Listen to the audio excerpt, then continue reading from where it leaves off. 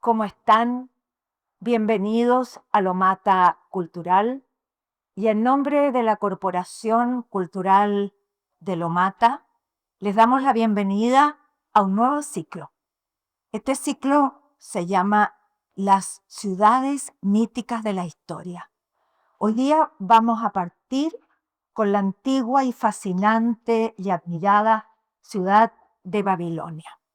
Así es que los invito a compartir conmigo esta primera ciudad de este ciclo, a ponernos un poco en la época, en lo que fue esta extraordinaria ciudad de la antigua Babilonia. Pero antes de hablar de Babilonia, tenemos que ver un poquito en qué lugar, qué contexto histórico, cómo se llama la región donde se construye Babilonia, que fueron dos ciudades de Babilonia, la Babilonia antigua y la Babilonia que a nosotros nos gusta. Esa Babilonia de los jardines colgantes es la nueva Babilonia, esa Babilonia esplendorosa. Ahí nosotros tenemos en la parte verde oscuro lo que llamamos la región de la Mesopotamia, la región entre los ríos Tigris y Éufrates. Mesopotamia significa región entre ríos, que es el nombre que los griegos le dieron a esta región. Y es una región apetecida, es una zona de encuentro, de comercio, de contacto entre Oriente y Occidente. Y así como hasta el día de hoy es una zona de inquietud desde el punto de vista político, económico, energético, etc., a través de la historia, lo que nosotros llamamos Medio Oriente siempre fue una zona apetecida por muchos pueblos donde se fueron instalando los primeros imperios de la humanidad. Nosotros tenemos ahí eso como Rosarito, donde llegaron los primeros pueblos que salieron del desierto de Arabia, que se llaman los súmeros, y ellos se instalan ahí.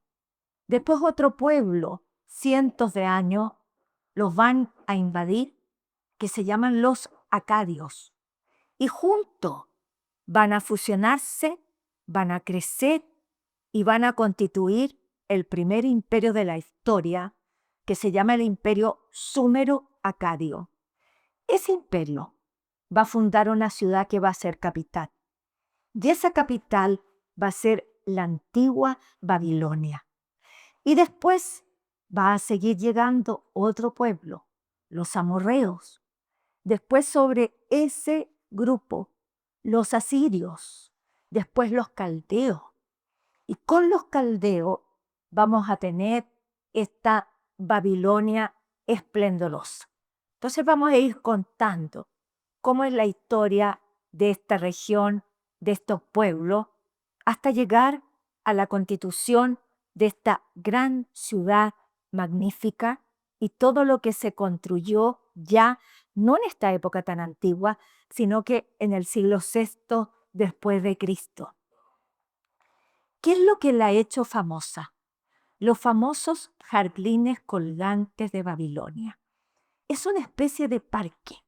Se habla del palacio, un palacio, pero es un parque que se hace en altura, en varios pisos, y que se trae especies. Esto ya en el siglo VI después de Cristo, se ponen especies que venían desde la India y que se crea un sistema de riego en desnivel.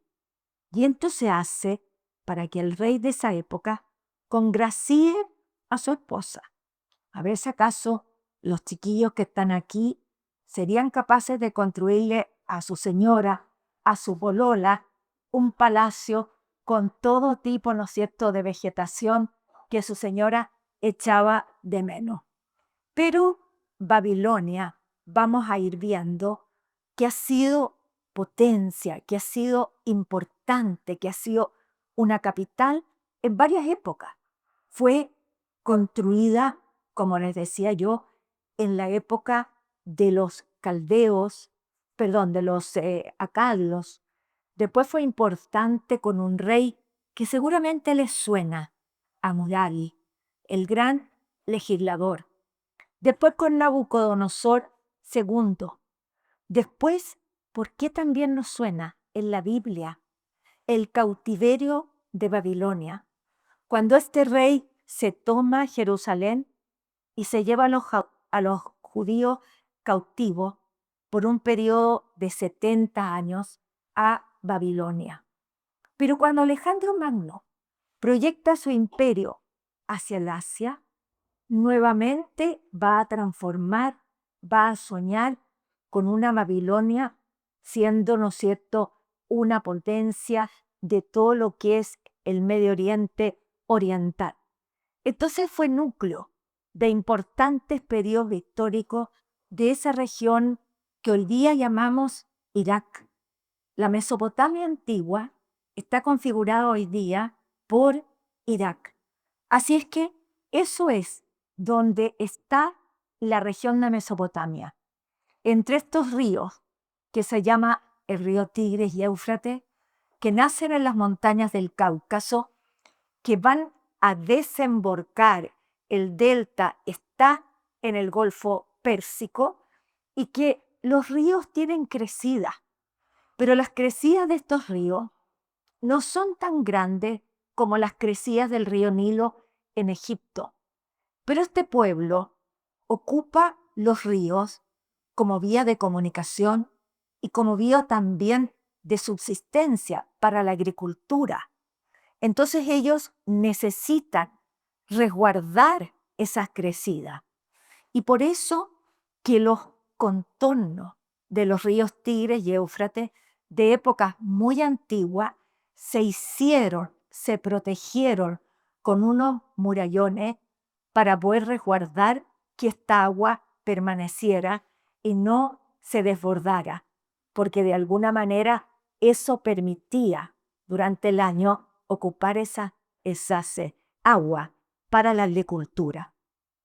De todas estas cosas que están hechas en la antigüedad de ladrillo, es muy difícil que hoy día quede algo, porque estoy hablando 3.000, 2.500 años antes de Cristo, y el ladrillo no permanece, permanece todo lo que es de piedra, pero no así de ladrillo.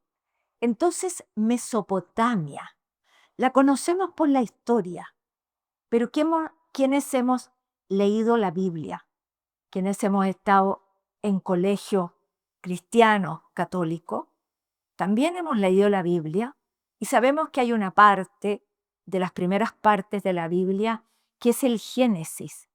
Y en el Génesis se habla mucho de la región de Mesopotamia. Y en el Génesis se pone el origen de la humanidad, donde Dios crea al hombre. ¿En qué parte? La región de la Mesopotamia. ¿A dónde estaría ubicado el paraíso? En la región de Mesopotamia. ¿Dónde sería la zona de los patriarcas antes del diluvio? ¿Dónde estaría Noé en la zona de Mesopotamia? ¿Dónde están los restos del arca de Noé? En el monte Hira, que hoy día está en lo que nosotros conocemos como Arabia Saudita. Esa región, ¿no es cierto?, que va a dar origen a los llamados pueblos semitas. Entonces, de ahí sale el patriarca Abraham y se va a una de las ciudades de los primeros pueblos de Mesopotamia que se llaman los súmeros, que habían construido distintas ciudades. Abraham se instala en la ciudad de Ur como patriarca de un pueblo que se llaman los hebreos. Y desde Ur se van hacia el territorio de la antigua Palestina. Por lo tanto, Mesopotamia es siempre mencionada en el Antiguo Testamento y la Biblia está siempre anunciando hechos históricos que no tienen tanta comprobación histórica dentro de lo que nosotros llamamos la historia sagrada. Pero para nosotros, para la historia universal, ahí está esta maravilla, los jardines Colbert. Toda esta parte de la historia es fácil de ubicarla a través de mucha leyenda. La historia se puede hacer con restos escritos, con crónica, pero también a través de excavaciones arqueológicas, a través del arte. Pero cuando ese arte se hace con ladrillo, no siempre permanece. Entonces también lo que nosotros llamamos los mitos, las leyendas, nos permiten constituir la historia. Y eso es lo que pasa con esta gran obra que son los jardines colgantes. Dentro de la historia antigua, en la época de los griegos y de los romanos, se mencionaron 7 construcciones como las 7 maravillas de la antigüedad. Y dentro de las 7 maravillas de la antigüedad estaría el palacio de los jardines colgantes de Babilonia. ¿Y qué son las 7 maravillas de la antigüedad? Más o menos 100 años antes de Cristo, cuando ya se ha ido desarrollando la cultura greco-romana, hay un poema de un poeta que se llama Antípatro de Sidón, que él menciona construcciones en que ya el hombre supera casi esa creatividad humana. Prácticamente está mostrando algo superior. Y esas construcciones que él enumera son consideradas las 7 maravillas de la antigüedad. Hoy día tenemos otras 7 maravillas, que son maravillas más actuales, pero las 7 maravillas de la antigüedad, la pirámide de Keops, los jardines colgantes de Babilonia, el mausoleo de Alcanazo, el coloso de Rodas, el templo de Artemisa, la estatua de Zeus, y me falta uno. Eso. Bueno, esas son las 7 maravillas de la antigüedad, de las cuales hoy día, ¿qué es lo que queda? Solo la pirámide de Keops. Es la única que se puede observar de verdad. Lo otro está relacionado a lo que nos muestra la imaginación, a lo que supuestamente se ha hecho con maqueta, se ha dibujado, etc.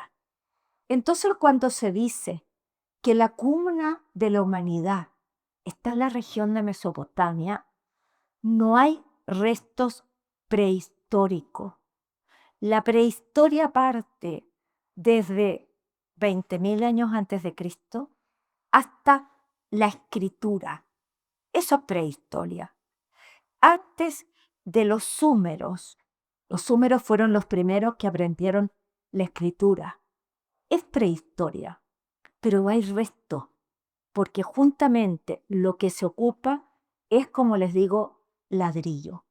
Y esa zona de la antigua Mesopotamia es una zona de aluviones, de crecida. Cuando se habla del diluvio universal, ¿qué dice la historia universal? Era una zona que llovía mucho, que había desbordamiento, que habían inundaciones. Por lo tanto, el mundo conocido se perdió. Entonces, existe la idea, ¿no es cierto?, que la historia sagrada nos dice el diluvio universal. El universo, dice la historia universal, era ese sector, era la antigua Mesopotamia.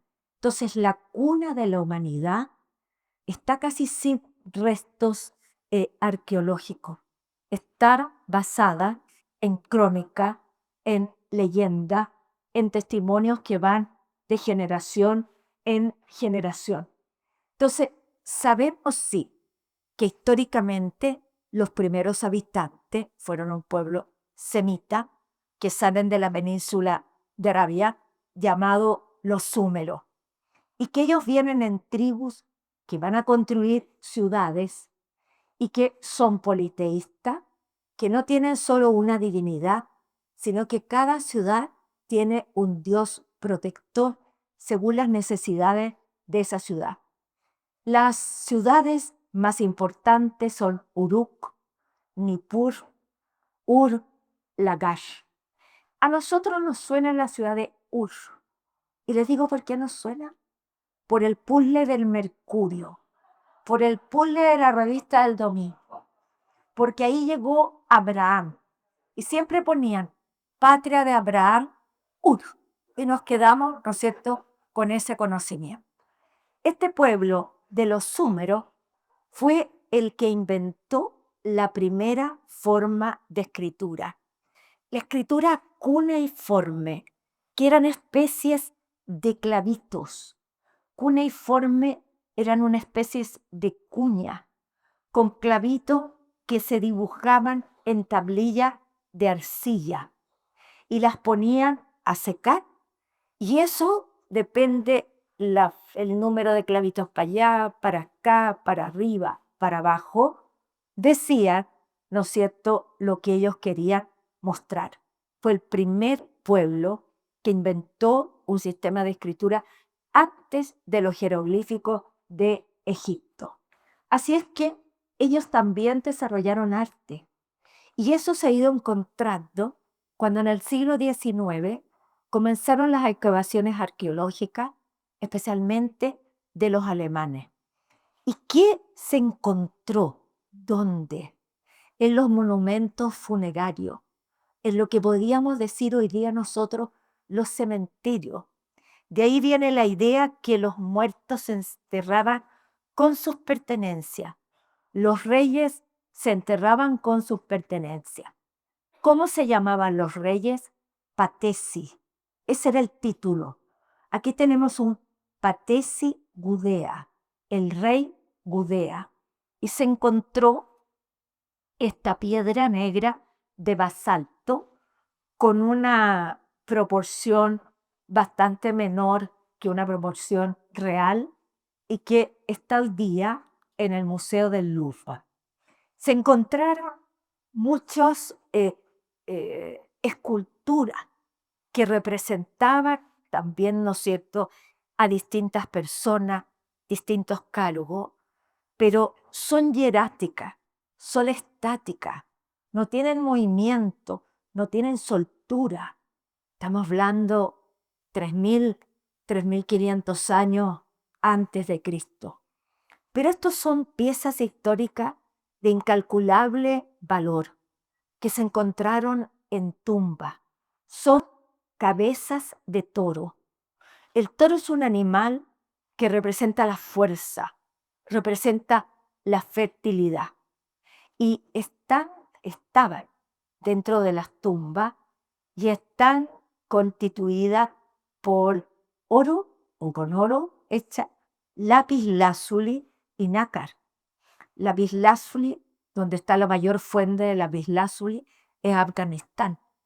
Cuando nosotros nos sentimos impresionantemente poderosos, que tenemos un poquito de lapislázuli, bueno, ahí sí que hay lapislázuli y de un azul intenso. Pero algo de mayor valor que se encontró de la época súmera se llama el estandarte de Ur. Y el estandarte de Ur es una pieza chiquitita de madera recubierta de lapislázuli, y todo eso, ¿cómo les digo? Monitos parece feo, pero todas esas pequeñas esculturas están hechas de nácar. Y es, por un lado, cuando van a una batalla, y por el otro lado, cuando vuelven victoriosos de la batalla y van trayendo todos los tesoros que traen de la batalla y se las presentan al rey. Eso no es una pieza de más de 1 metro y de 80 centímetros de alto y que está hoy día en el British Museum en Londres. Entonces, en esta región Si ustedes se fijan, nunca se habla de un pueblo mesopotámico. En Egipto hablamos de los egipcios, en China los chinos, en India los indios o los hinduistas, pero aquí se habla la región de Mesopotamia. No hablamos de los mesopotámicos. Y es porque en esta región hubo muchos pueblos que llegaban, llegaban e invadían. Y después de los súmeros, llegó otro pueblo semita, se llamaban los acadios. Se fusionaron con los súmeros, formaron el primer imperio de la historia, el imperio súmero-acadio, en que cada uno aporta la cultura, el desarrollo del otro. Pero sobre ellos que se han desarrollado va a llegar otro imperio, otra etnia que se llaman los amorreos. Esos amorreos van a ser atraídos porque ya se ha construido la primera Babilonia, la antigua Babilonia, que la construyeron los acadios. Los pueblos invaden no cuando hay decadencia, invaden cuando hay esplendor. ¿Para qué me voy a ir a un pueblo decadente? Me voy a tomar un pueblo esplendoroso. Y después de los amoreos llegaron los asirios. De los asirios solo decirles, eran tremendamente crueles, mantenían un manejo del caballo muy fuerte, se imponía por su crueldad. Y sobre ellos después va a llegar el pueblo que llamamos caldeos o neobabilónicos. Ellos van a ser los que van a construir esta gran Babilonia de la cual nosotros hoy día vemos y hablamos. Esta Babilonia rodeada de muralla, con los jardines colgantes, con los templos. Pero eso no significa que antes no haya habido otros procesos históricos. Cuando llegaron, ¿no es cierto?, los acadios, se fusionaron con los súmeros, fundaron una capital, y esa capital se llama la antigua Babilonia, una capital para un imperio chiquitito sobre una parte de la Mesopotamia, hasta que llegan, como yo les decía, estos amorreos, también semitas. ¿Qué personaje histórico nos suena de estos amorreos? Hammurabi, el rey Hammurabi. Hammurabi fue el primer legislador de la historia, aquel que escribió las leyes. Hasta ese momento el derecho era el derecho consuetudinario, basado en la costumbre. Hammurabi va a escribir el derecho. Hammurabi va a engrandecer más todavía esta antigua Babilonia. La va a transformar en una capital de un imperio que va a ser más grande, más esplendoroso, con esta unificación jurídica, legal, que su gran obra va a ser justamente el código. ¿Qué se encontró con las excavaciones arqueológicas? Una gran piedra de basalto negro, donde arriba está Hammurabi y abajo están algunos de los artículos de este código. Se dice que el código tenía 282 artículos y que se juzgaba en base a la ley del talión, ojo por ojo, diente por diente. Era una ley muy ruda, era una ley que castigaba muy fuertemente. Pero en la época de Hammurabi, la ciudad de Babilonia se transformó en una ciudad de vida fácil, de vida alegre, de pasarlo bien. ¿Pero quién lo pasaba bien? La corte, el rey, los ministros, los que estaban en torno a Hammurabi. Es una época de gran diversión y de gran libertad sexual de aquellas mujeres que están cerca de la corte. no todas las mujeres del reino. Entonces siempre se describe esta corte como una corte bastante, ¿no es cierto?, abierta en todos los aspectos. Pero en esta época, y desde el rey Hammurabi, se empieza a engrandecer la cultura de esta ciudad de Babilonia. Para ellos, ¿qué es lo más importante? Su religión, su conocimiento está relacionado con el cosmos. Todo lo que es para ellos el trasladarse de un lado a otro, el tener relaciones comerciales, está relacionado con el cosmos. No hay Waze, no hay Google Maps. ¿Cómo diablo me muevo? Por la posición del sol, de la luna, de las estrellas. Entonces se desarrolla mucho el estudio del cosmos, el estudio de la astronomía, y pasa a ser muy importante todo lo relacionado con los astros. En esa época era una costumbre, la famosa carta astral. Era muy importante el día que nacía de una persona y la conjunción de los astros. Pero también era importante la vía de comunicación, el río, resguardar las aguas. Por lo tanto, se trabajó muchísimo en todo lo que nosotros podríamos decir la hidráulica, haciendo diques, tratando de resguardar las aguas para la producción agrícola.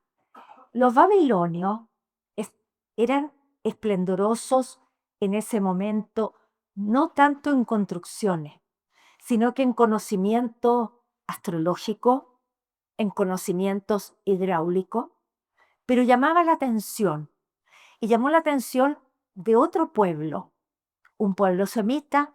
Estamos más o menos 1700 años antes de Cristo, ya la cultura egipcia está bastante adelantada, y ese pueblo semita se llaman los asirios.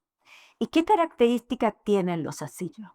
Es un pueblo tremendamente cruel.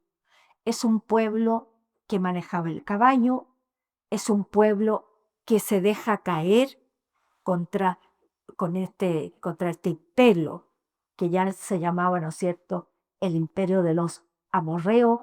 Los toma y se impone por la fuerza, por una fuerza militar y por una gran cantidad de impuestos, y que va a estar organizando, expandiendo el imperio asirio durante muchos siglos.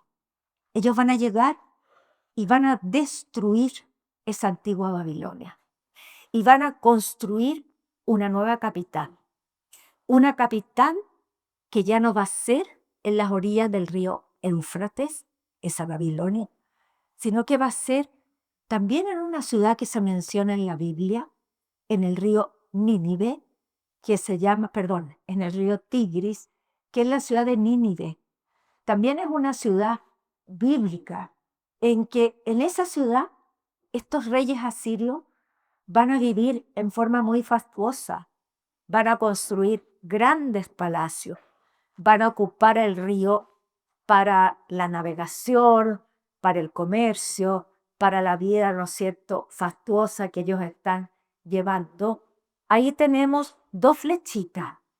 La flechita de la mano izquierda mía es donde estaba Babilonia, y la flechita de la mano derecha mía es donde se construye la ciudad de Nínive. Y todo el color verde manzana es los territorios que llegaron a conquistar los asirios.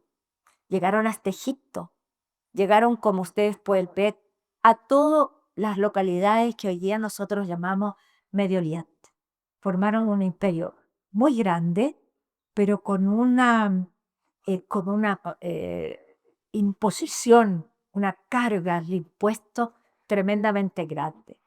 Obviamente que de esa época restos casi no quedan, pero sí, a través de las crónicas se puede armar, representar lo que pudo haber sido en su momento la ciudad de Nínive.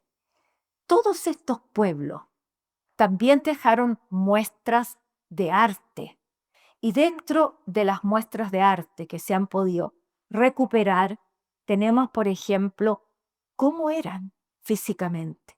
El pelo rizado y una barba rizada muy grande, con unos cascos que eran redondos, que se ponía y por debajo le salían este pueblo muy rizado. Pero la característica de los asirios son los toros alados.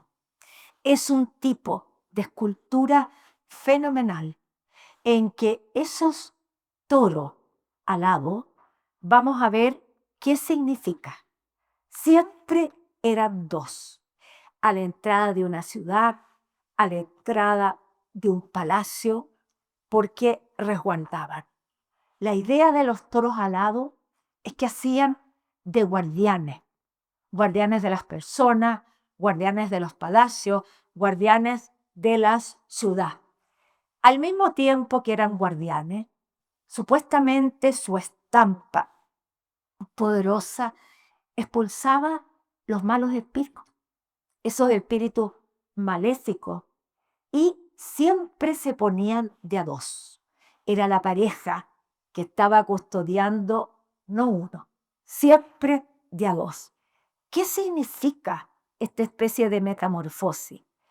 El cuerpo del toro y la garra del león significa la fuerza, el poder, la virilidad. La cabeza humana significa el poder del rey, significa la inteligencia. Y las alas. En las alas está representada la diosa Isis de Egipto, que es la diosa vinculada a la maternidad. Esa es la representación y la significación de estos famosos toros alados, que muchos fueron encontrados porque eran objetos de piedra y fueron llevados a distintos museos. Toda la parte, ustedes, algunos si tienen la suerte de haber conocido el Museo del Louvre, en el Louvre abajo hay parte egipcia de la Mesopotamia, etc. Y aquí están como pegados, adosados a distintas paredes. Pero este mundo asirio, que ya llevaba mucho tiempo cobrando impuestos, que gobernaba teniendo esa población aterrorizada con su crueldad. Dicen los cronistas, no me consta, pero dicen los cronistas que para infundir terror desollejaba vivos a sus enemigos y con el cuero, con la piel de aquellos que fueron desollejados, empapelaban sus palacios. Eso dice la historia. Pero imagínense ustedes el terror que infundía. Sobre ese pueblo que mantenía aterrada a la población, se va a empezar a sublevar otra tribu, otro pueblo, también de origen semita, que viene del desierto de Arabia, que se llaman los caldeos. A estos caldeos se les va a llamar también neobabilónicos. Y neobabilónicos, porque estos van a ser los que van a reconstruir la ciudad de Babilonia. Esa que nosotros conocemos. Esa ciudad esplendorosa que vamos a mostrar en un momento. Entonces, van a empezar a hacer caer este reino de los asirios. ¿Y quién va a empezar a crear este reino caldeo?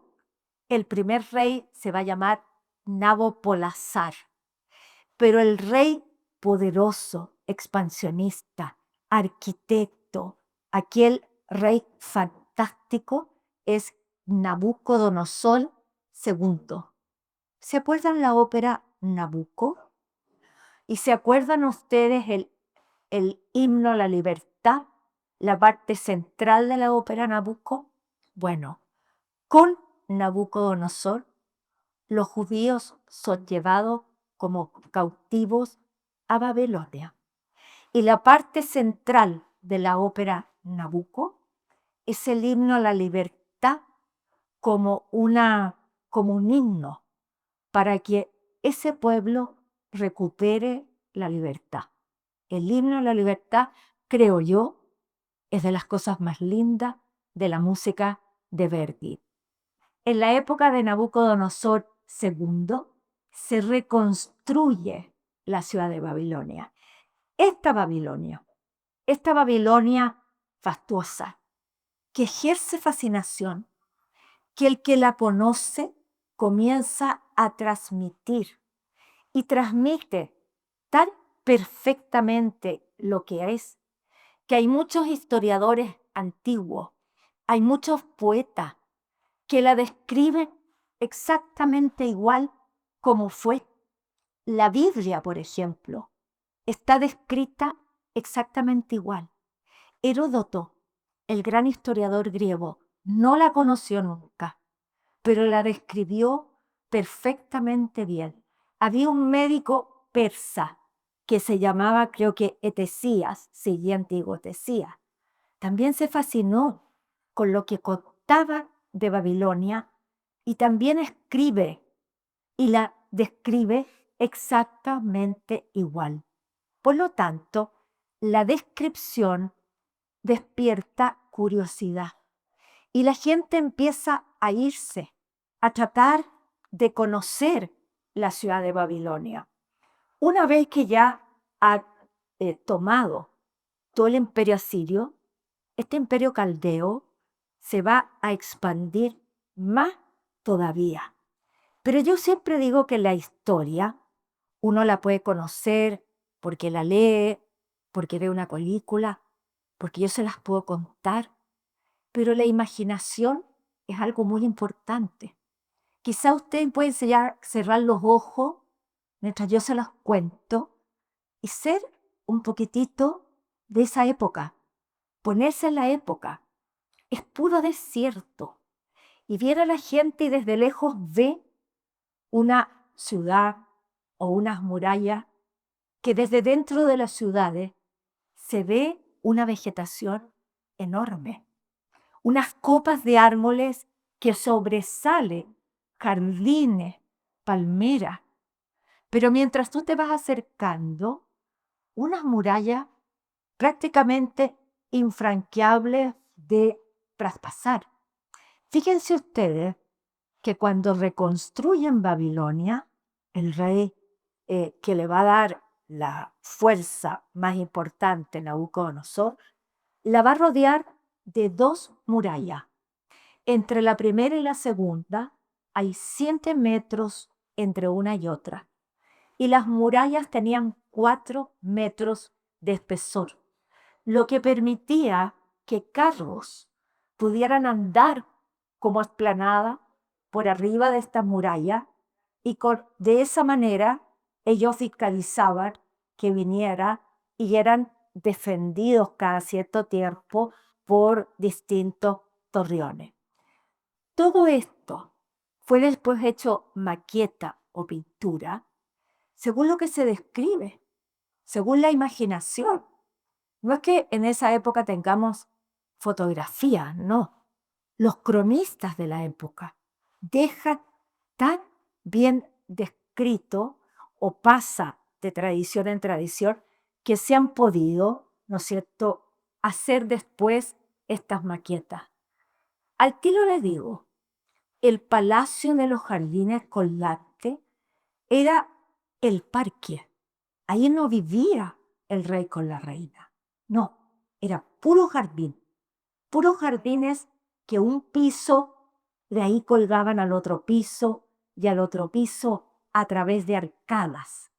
El palacio donde ellos vivían, con los salones del trono, etcétera, estaba al frente. Es como decir, me voy a pasear al jardín, voy a tomar aire. Y la gente cree que esos palacios vivían. No, ellos no vivían ahí, pero lógicamente que cruzan 20 metros de un lado a otro.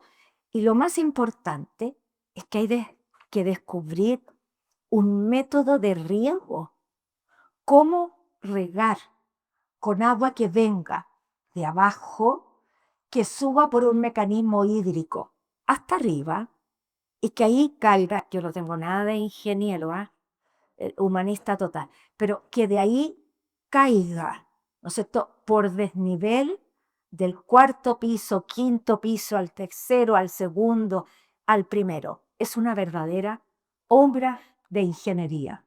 Aquí seguimos teniendo las murallas. Pero, ¿qué pasó?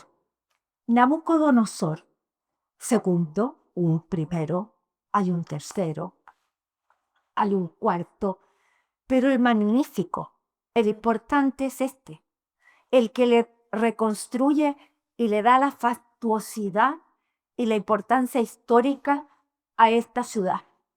¿Cómo lo ve la historia? ¿Como un gran gobernante? ¿Como un gobernante expansionista? ¿Como un gran político? ¿Como un gobernante guerrero?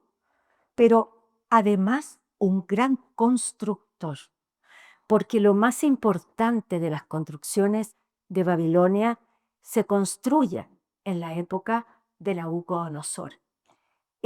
Todo bien, pero él estaba casado con una princesa de la India, del sur de la India. ¿Quién de ustedes alguna vez ha ido al sur de la India? Es muy distinto al norte. El norte es desierto. El sur de la India es vegetación, no es plana. Están las grandes plantaciones de té, de algodón. Entonces es verde, es de mucha vegetación. Y su reina, que se llamaba Amitis, echa de menos, mucho de menos ese paisaje. Y ahí es cuando el rey decide traer todas esas especies para que se reproduzcan aquí en Babilonia y construir lo que nosotros llamamos los jardines colgantes de Babilonia. Estos jardines colgantes de Babilonia son diseños hechos según las crónicas de la época. Ninguno de los dos puede haber sido el real, o alguno de los dos se puede haber asemejado más al real. Pero lo que sí se sabe, que era una especie de parque de distintos pisos, hechos con arcadas, desde donde las terrazas colgaban distintos árboles que llegaron a tener copas altas. Y se sabe que tenía copas altas, especialmente de palmera, porque dentro de la historia se dice que desde lejos se veían las copas de las palmeras. Además, piensen ustedes que esto está a la orilla del río Éufrates. El agua se tiene que haber sacado desde el río Éufrates. Pero ¿con qué mecanismo? No habían bombas en ese momento. Algún mecanismo habrán inventado. La entrada de la ciudad no era abierta. Estaba rodeada de estas murallas que yo les conté. Tenía 7 puertas para entrar a la ciudad. Pero la puerta más importante se llamaba la puerta de Istar. Y esta puerta de Istar, como ustedes la pueden ver ahí, estaba por fuera, trabajada con una cerámica vidriada y sobre ella adornada con dragones y toros en fila. Todo un trabajo desde el punto de vista escultórico, desde el punto de vista de un refinamiento tremendamente grande. Esa es la puerta de Ishtar, pero por dentro. Lo que vimos es la puerta de Ishtar por fuera, que tú entras. Esta, la puerta de Ishtar por dentro. Se entraba para ceremonias religiosas, para los diplomáticos, para el comercio. Todo se hacía a través de las puertas, pero la más importante era esta puerta de Ishtar. ¿Dónde está está, que se recuperó de la puerta de Ishtar en el Museo de Pérgamo de Berlín. Uno de los museos más espectaculares porque se hizo una sala especial con una altura especial para poder colocar esta puerta de Ishtar con una dimensión colosal. Pero no los quiero desilusionar. El Museo de Pérgamo está cerrado por 5 años. Está en reconstrucción. ¿Por qué se llama Ishtar? En honor a la diosa Ishtar. Es una gran divinidad para los babilonios. Es la diosa de la fertilidad. Es una diosa de la tierra. Es una diosa que podríamos ocupar términos de guía, fuerte, guerrera. Entonces, eso es el nombre que le dan a esta puerta. Y esta puerta une, como si yo le eligiera el eje central, que entraran a través de la Alameda, Providencia, todo el eje central, tampoco tan largo. Ese eje central se llama la vía procesional, la vía de las procesiones. Aquí está esta puerta. Adentro el comercio. Llevan a las estatuas religiosas. Por aquí entran los dignatarios. Por aquí todo va entrando. Aquí una imagen que te muestra todo lo que está de alguna manera en el interior de esa ciudad. Está la puerta de Ishtar acá. Se comunica con la vía procesional. Esto aparentemente tiene 250 metros de largo. No sé si será así, pero ese es el dato que tengo. 20 de ancho. Aquí estaría los jardines colgantes y aquí estaría el palacio del rey. ¿Cómo estaba se me fue la palabra. ¿Cómo estaba ornamentada, perdón? La vía procesional va a estar ornamentada a los 2 lados con esta cerámica vidriada, bastante larga, ancha, y al lado iglesias, templitos, todo lo que está relacionado con la vida de una ciudad antigua en ese momento. Eso es lo que era parte de esta puerta procesional, que también lo que se ha podido sacar de las excavaciones de esta ciudad, también parte de ello están en el Museo de Pérgamo. ¿Por qué se construye esta vía procesional? Porque la costumbre es que una vez al año, cuando sea el año nuevo, durante 11 días se traen todas las divinidades de los templos de este reino de Babilonia, de este reino de los caldeos, a la ciudad de Babilonia. Se traen al templo de Marduk, que es la divinidad principal. Están 11 días y en el día 11 conversan todas estas divinidades con Marduk y se ponen de acuerdo sobre los acontecimientos que van a suceder. Obviamente que esto es parte de la tradición y la mitología. En la ciudad hay muchos templos, muchas capillas, pero el más importante es este.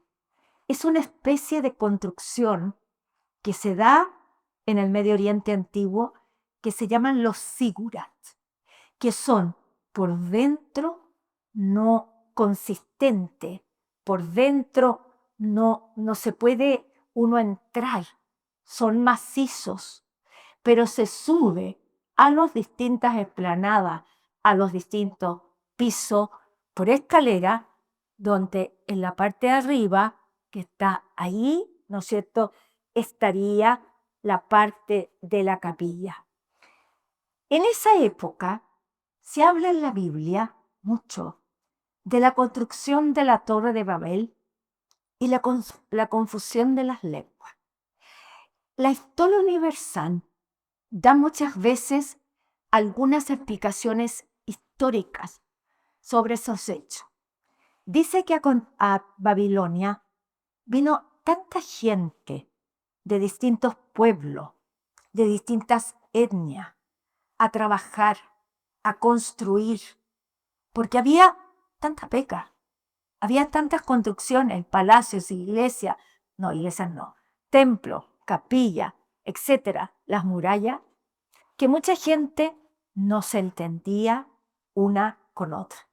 Y que posiblemente cuando se habla de la Torre de Babel y la construcción de las lenguas, podría ser que toda esa gente estuvo construyendo este sigurat, porque no se entendía unos con otros. ¿A quién estaba dedicado el sigurat? Al dios más importante. ¿Cuál era? Marduk, el dios Marduk. Y los sigurat se siguieron construyendo por todo el imperio de los caldeos y que son estas construcciones macizas con rampla hasta arriba, en que se supone que son santuarios, pero no se descarta de que pueden haber tenido una característica política en que haya habido allí arriba, en vez de un templo, un sillón, por ejemplo, para la autoridad política. El palacio de Nabucodonosor con la reina era un palacio muy fortificado, donde las piezas, los aposentos, daban hacia patios interiores, donde había un salón para recibir y al fondo estaría el trono del rey. Aquí tenemos el palacio, pero todo eso de ladrillo. Y les dije al principio, en la época de Nabucodonosor, ¿qué hace Nabucodonosor? Se expande más todavía. Y se expande al territorio que en ese momento se llamaba el reino de Judá. Destruye el templo de Jerusalén, y se lleva cautivos al pueblo de este reino que se llama los judíos. Este es el famoso cautiverio de Babilonia, en que están los judíos en Babilonia 70 años. Durante este rey, esta es la época bíblica de los profetas, en que los profetas son hombres inspirados por Dios para mantener viva la fe monoteísta de este pueblo al interior de un mundo que es absolutamente politeísta. Generalmente, cuando este pueblo sale de su núcleo, que es la antigua Palestina, la explicación histórica es: se necesita una especie de retiro, un momento de interiorización de la fe. Necesitamos mantenernos unidos en la fe monoteísta. Muchas imágenes, mucho escrito, mucha música acerca de este cautiverio de Babilonia en la época del rey Nabucodonosor.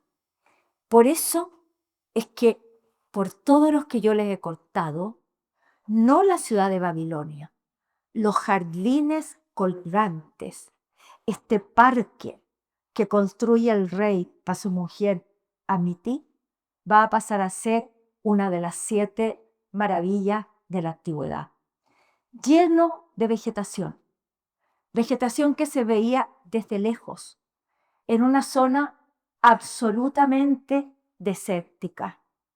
El palacio amerita ser una de las 7 maravillas de la antigüedad.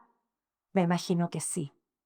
¿Qué pasa con Babilonia una vez que llegan los persas? Ciro es el constructor del imperio persa en el siglo V. No destruye Babilonia, pero uno de los continuadores de Ciro el rey Xerxes la incendia, la destruye. ¿Y quién va a venir después a reconstruir Babilonia? Porque quiere que sea también una ciudad de categoría de capital oriental, Alejandro Magno. Cuando Alejandro Magno está armando su imperio en el siglo III y quiere que Babilonia sea la ciudad más al este, de características de capital, la toma y la reconstruye. Aquí está el año 331, entrando Alejandro Magno a la ciudad que había estado destruida. Lo recibe con todos los honores, como ustedes pueden ver allí, y es el momento que vuelve a brillar la ciudad de Babilonia. Vuelve a ser una gran capital. ¿Pero de qué cultura? De cultura helenística. Una nueva cultura. La cultura que lleva Alejandro al mundo que él está construyendo. ¿Qué pasa después? Después se van a comenzar a pelear los sucesores de Alejandro. Después la ciudad va a ir cayendo en desgracia. ¿Y qué sabemos de lo que fue la ciudad de Babilonia?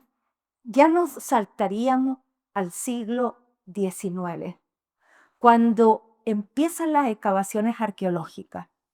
Empiezan las excavaciones arqueológicas de Alemania, de Francia, de Inglaterra, sobre todos estos territorios del Medio Oriente.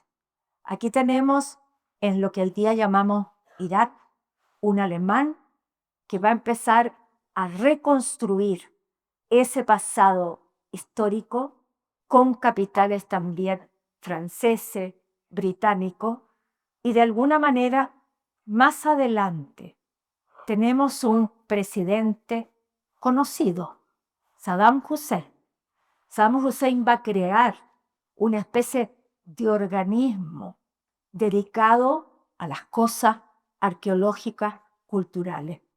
Y así se pudo ir reconstruyendo un poquito las ruinas de lo que fue la ciudad de Babilonia, de lo que fue esa ciudad esplendorosa, gracias a la arqueología y gracias al interés de organizaciones arqueológicas.